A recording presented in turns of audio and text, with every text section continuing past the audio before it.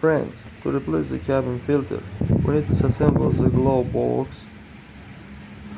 Friends, but before starting the video, subscribe to our channel, put like, and don't forget to put a bell so as not miss new video on the channel. By unscrewing a few screws, then separate the contact,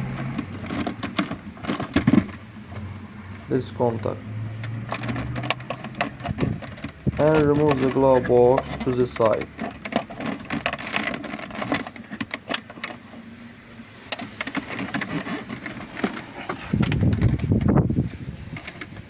Then remove the cover and change the filters.